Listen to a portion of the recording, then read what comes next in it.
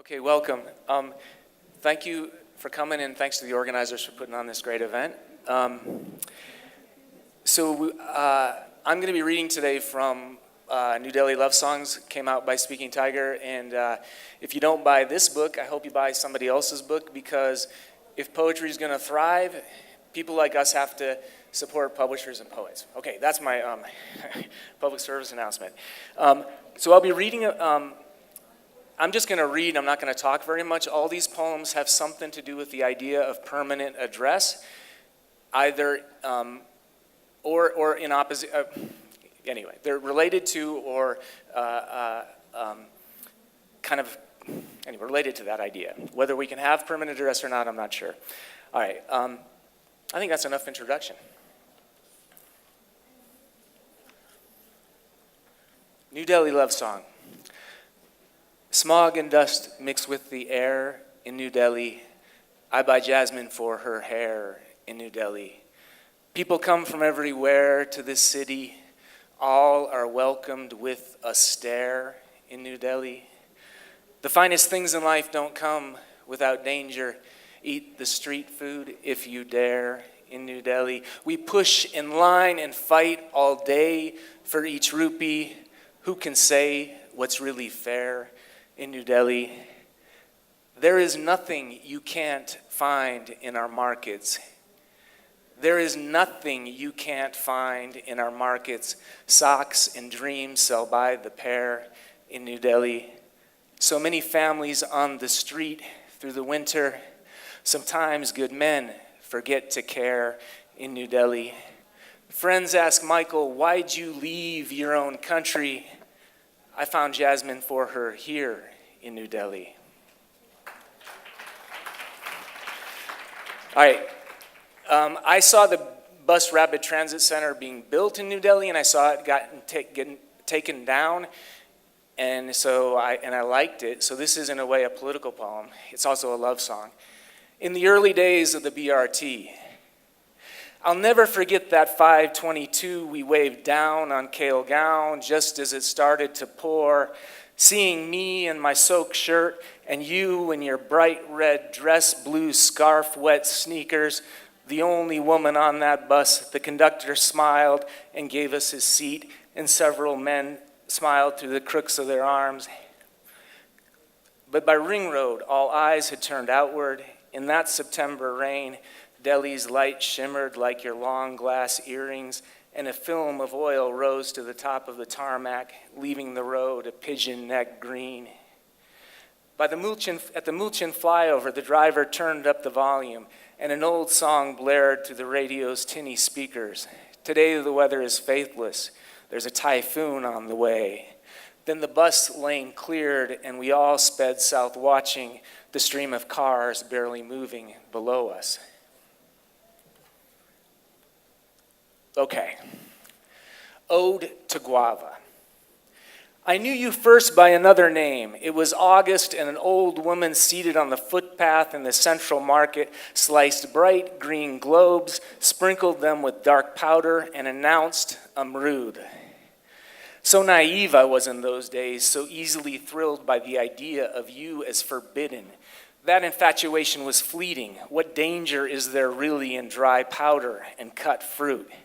But I never forgot the way your sweetness bore black salt and spice, and how you returned to me faithfully each August. If I lived in Kochi, I might sing for a banana, for a mango if I lived in Chennai, or an apple if I still lived in Portland. When my grandfather lived in Tampa, he sang only orange, but he told me once that he loved you too, as a young man during the war, ashore and far from home. I confess, I might love only lychee if I dwelled on the cusp of May and June, but I live here in Delhi and now, and I hold you above all others, yellow and soft, green and hard, salt or no salt, your flesh, your seeds, your skin, I leave nothing behind save your stem.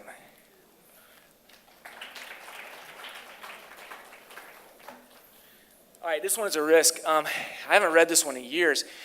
But it was it was the first poem I ever read in New Delhi, and it was at a queer cafe in 2006. And Nisha Susan, who's from Bangalore, said something nice about it on her blog. I almost didn't put it in the book because half my readers said it's too weird.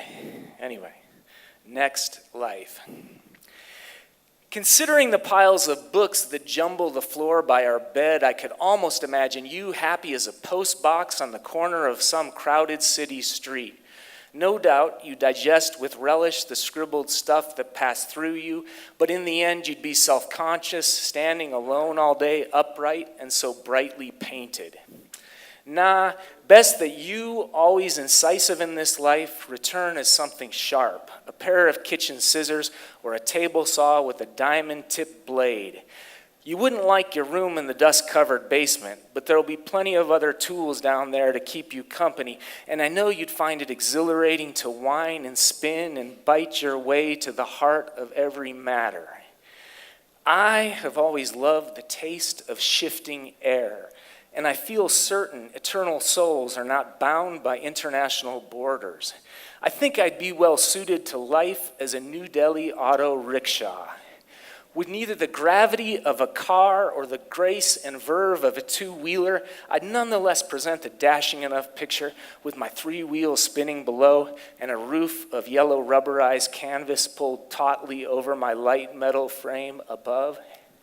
In May and June, as my wheels run slowly over tarmac softened by the torrential heat that falls from Delhi skies, my 4-stroke engine would hum and purr. Thank God I'm man, and not, thank God I'm metal, and not man on a day like this. But I'd love cold December mornings best of all. Then I'd glide through ankle-deep fog, a skiff under sail, as I trolled the banks of paved-over rivers, searching for some ballast to fill the empty seat inside me. Or maybe, if our love is as true as it seems, we'll spend the next life joined even more tightly than we are in this one. You be a Hobart mixer, and I'll be your bowl. With your 1/6 horsepower motor and attachments suited for slicing as well as blending, you'll still be capable of both analysis and synthesis. Me, I've had enough deep thought and worry in this life. I will be happiest as I spin, focused only on you above me, as you, looking back down on me, gently tickle my shiny belly with your twirling wire brushes. Thanks. On the Badapur border, we take the violet line as far south as it will carry us and start walking into the borderlands. You tell me you are looking for a language with which to speak of this place and others like it, but I have little to offer. I'm not even sure what state we are in now, and when you ask, I can tell you neither the name nor the source of the dark pool that rests there between worn bricks and hard ground.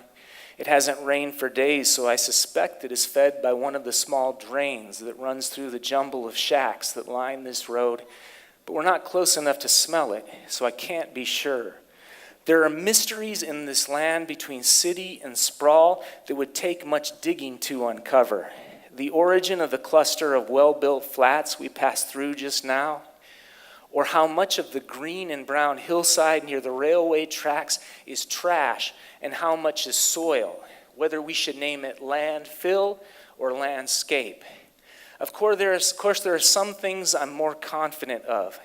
I call that ox cart an ox cart, and I'd call that auto an auto, and from their lean and smiles, I'd call the pair of straight-backed men that just pedaled past us friends. In the end, so much depends on us. We'd agree the row of new and used bicycle wheels hanging outside that shop are cycle wheels. But while they remind me of a cycle mechanic I once loved in Portland, for you they will conjure something different and perhaps even more beautiful. I don't ask you about the fine dust that floats all around us. But for me, it tastes like grief and home. And as for the smoke that hangs between us now, it is a ritual, But what I don't tell you is that for me, it is also a prayer. Like the point in the Mass where the priest says, "Pray, my brothers and sisters, that our sacrifice may be acceptable."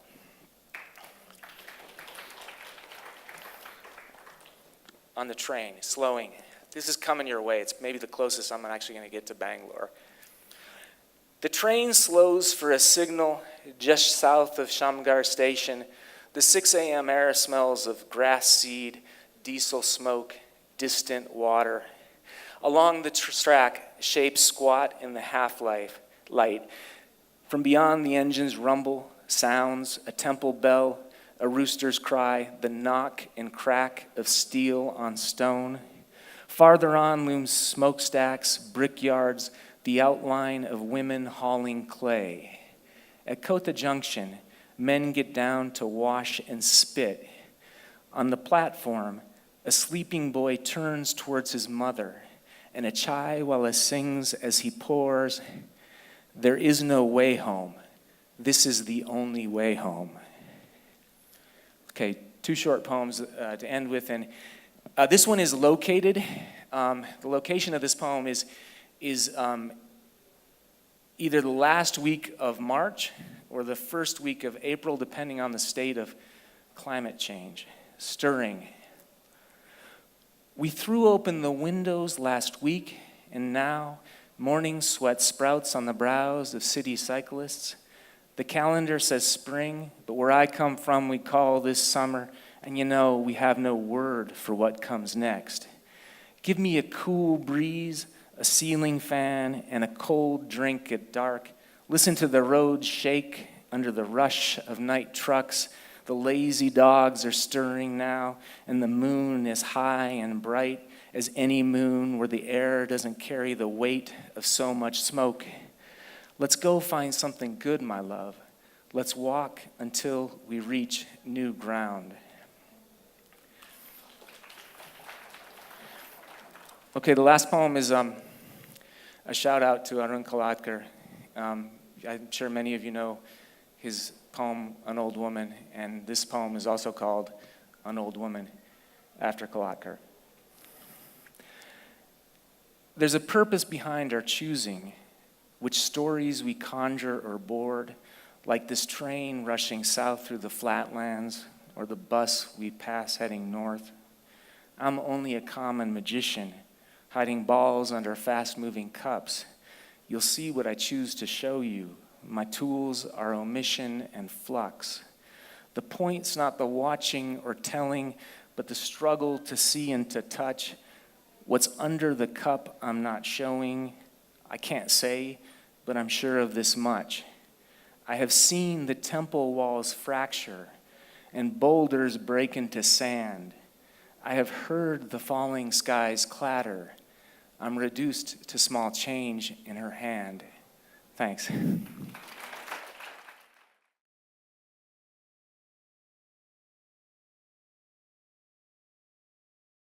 Michael has kept strictly to the time, so everything is still in a bit of disarray. I'm not sure what I want to read or what I should read. You know, we're talking about permanent address.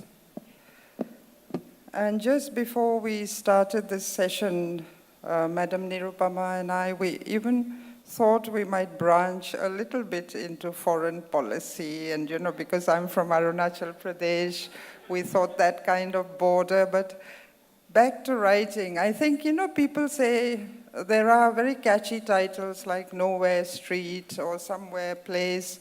All these are very fine, but I believe people do transplant. They can, you know, you can live somewhere and be perfectly at home. But in the end, I think there is always that place you return to.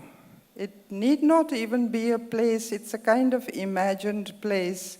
And I think that permanent address, at least speaking from the point of view of, you know, an alleged poet and writer, I think it's yourself, you know, it's about what I'm about, it's within myself, but that is also not a very clear space because half the time really you keep changing and you don't know what you're about, you know, it's people who say you're like this or you're like that. But there is one small space from where I believe writing has to begin, and that is kind of inviolate. That would be the permanent address in my understanding of what we're talking about today. Anyway, I had lined up some poems based on those lines kind of thing, so I'll just start with, no, I don't want to read this, wait. Let me try this.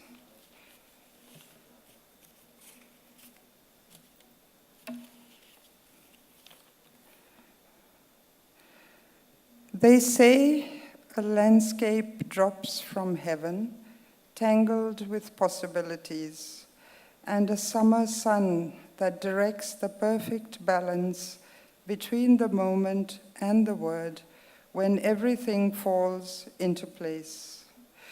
Your laughter opens the world, creating space.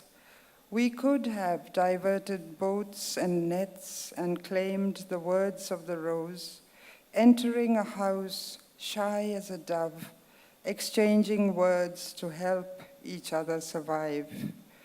But words are like water flowing away, these flowing lines but the tender scars of witness on a page, replacement words shaped around a hope. Right from the start, we knew how it would be. It was about truth or the recognition of it. But the journey of words proved nothing. We neither gave up nor decided anything. In another world, someone holds my hand. My life is changing every day. Restless, becalmed, in open water, the plume of water rising to fly is the surrender of letters into the great circle beyond language and the desperation of words, where the world is scalloped like a shell and the waves are roaring in no direction, turning with the growth and bend of the sun. This is called The Desire of Ink. Then I'll read.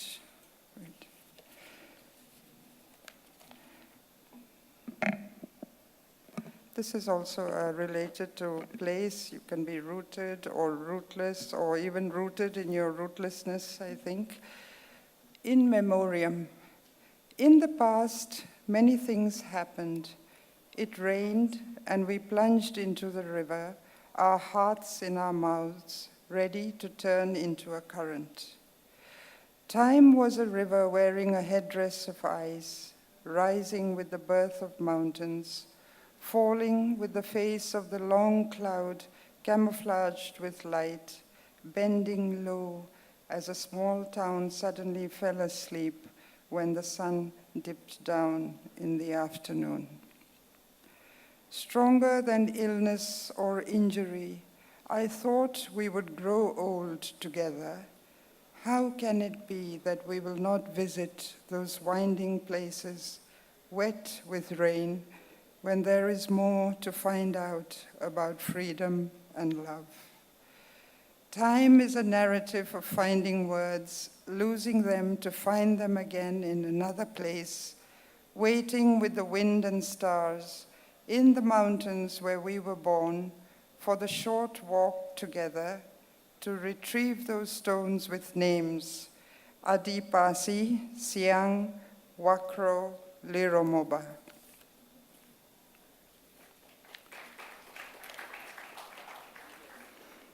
And this is prayer flags.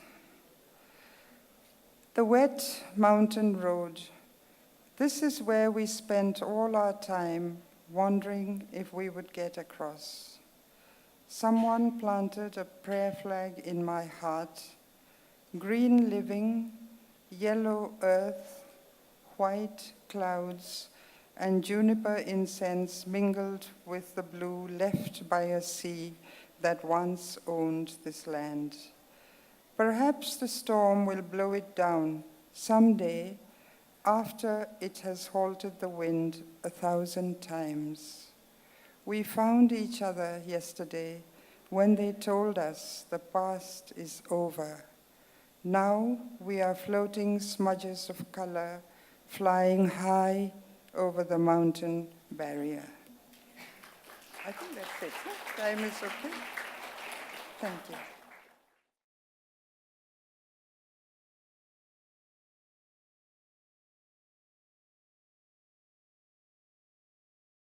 It's very difficult for me to explain whether I have a permanent address. I feel, a migrant all my life, traversing the length and breadth of the globe. I was born in a small village in Kerala, where my mother came from. You know, in Kerala we have the matrilineal family, so it was called the Tharavad. I was born in my Tharavad house. But I've never been back, and there's an enormous sense of loss about that, of displacement.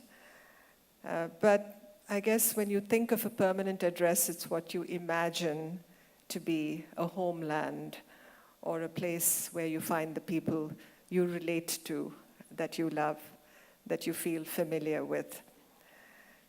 And much of my poetry expresses this sense of remembrance, of reflection, of exploration.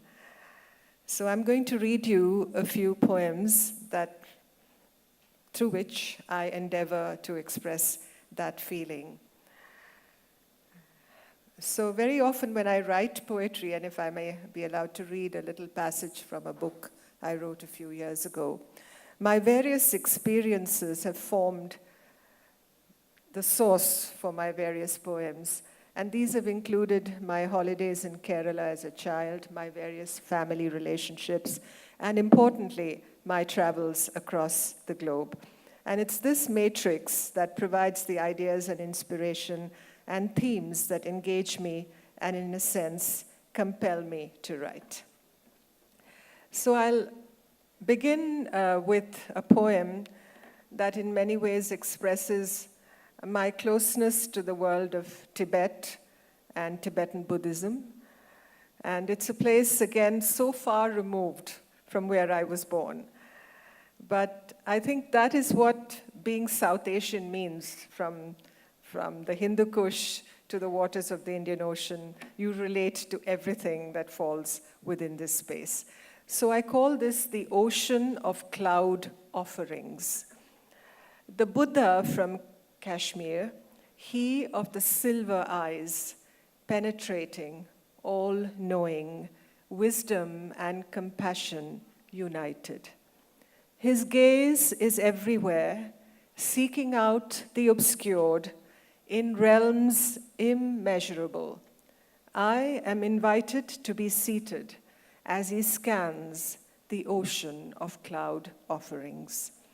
Somewhere, Milarepa sings, his hand cupped to his ear, his inner heat singeing his white robe. His 1,000 songs and catchy tunes could fill a jukebox. Transitioning to Buddha on his shoulders, the crescent moon and stars, effulgent light, I am content to drink of this glow beyond comprehension. We are brought together from all realms. Om Mani Padme Hum. Thank you.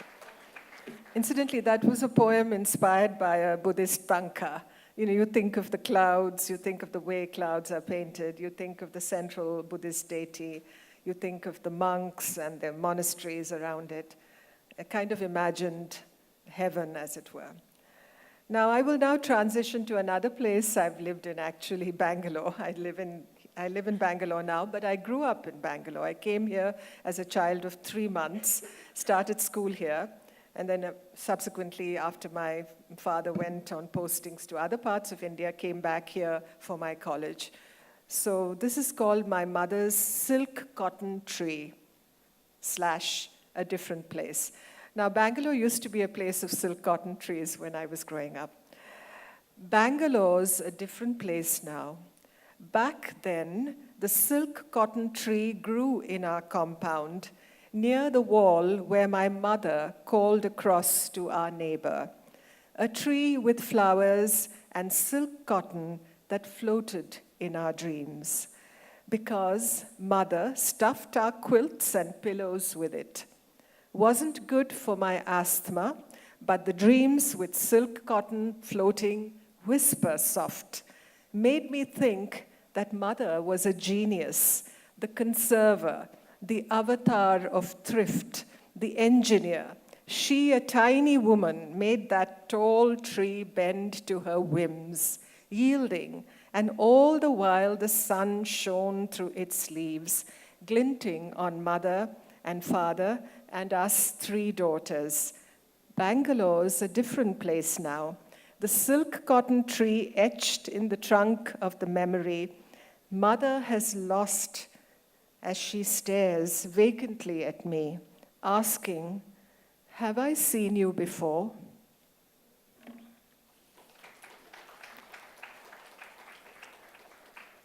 The next one comes from my professional experience. It's called India, Pakistan. Divided bloodlines and a pileup of bones on either side. Fracturing the Indo-Gangetic was hardly easy. The trains got to leave, the marauders must slake their thirst in wells of blood and screams echoing through unborn lives. The history cards are swiped at every station along the way, piling debits of the lives of every wife and daughter lost. Sagt mir, wo die Blumen sind, where have all the flowers gone?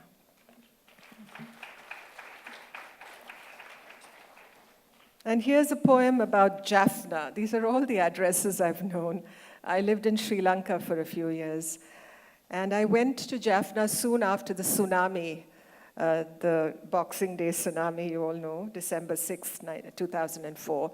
And I visited Jaffna, which was actually closed at that time to visitors because the civil war was ongoing. There was a ceasefire in name only. It was a dangerous place to go to. But I went there because we were delivering relief to those affected by the tsunami. So I call this poem, and I say it in alphabets, Y-A-R-L. And if those of you who know Tamil would know that the Tamil name for Jaffna is Yarl Panam.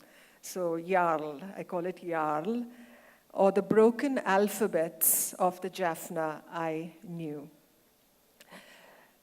Blood is the red on the azimuth of the horizon I ride. Blood encrusted in the tire threads of 50s cars straight out of interred yesterdays.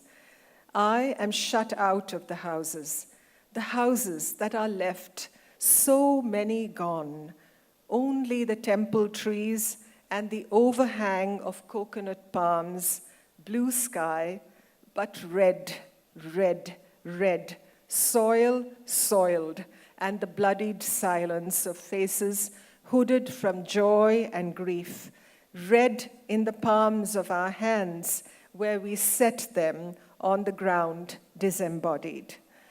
Minefields and vegetable patches punctuate the tinkling of bicycle bells of young women, hair braided with red ribbons, overriding the spoor of men with guns. Everyone a hero or heroine, never mind which side you're on. Only the red badge of red to pin on your breast, where everything else is red, pulverized dust. Thank you. And I'll read, finally, a poem from my book of poems, which is unfortunately out of print. I feel like old wine in a faded bottle. But I'll read something called, and this is a kind of encapsulation of a life essentially lived without maps, and that's where the permanent address comes in. You know, those of you who worked in government will immediately relate to what I'm going to tell you. Everybody who works for government, you have a file, you have a personal file, and that lists your permanent address apart from everything else that you have. And you're allowed to change your permanent address only once in your career. So when I joined the service, my parents lived in Aurangabad in Maharashtra, you know, not very far away from here as distances go. But then I changed it to a little town in Kerala called Tirur, which was the railhead for my hometown. So if you go back to the old files gathering dust somewhere in the Ministry of External Affairs, you'll find that Nirupama Menon Rao's permanent address is Tirur. I don't even live there anymore. So that tells you the very sort of impermanent meaning of permanent addresses. So I'll call it, the poem I'm going to read to you is called Old Maps of Hindustan, because I essentially regard life as a journey without maps. You essentially plot your way as you go along. You're given a tabula rasa, a blank slate, and you plot your journey, all the places you've been to. Somebody I knew once wrote a kind of eulogy for somebody who died and called it All the Places You Were. Essentially, he plotted all the places that that person had been to as a means of remembrance, as a means to cope with grief, because it brought back nice memories of the places that they'd been to. So I call this Old Maps of Hindustan. Old maps of Hindustan, where the Himalayas are slender strips, twisting trellises, yellowing and published for the diffusion of useful knowledge. India within the Ganges and India beyond the Ganges, plotting the meridians of our destinations, hand-colored, and this I'm referring to the old maps, hand-colored by widows and orphan children, stare at me through prisms at odd angles, plotting caravan routes and easy ways to the heated plain. Rocky ridges of hard, black stone, benign descriptions that zoom out of actual happenings, of holding out and giving in. Such a long story of how the smooth pebbles and sand in my hands sweat for reasons catalogued in these old maps of Hindustan. Thank you.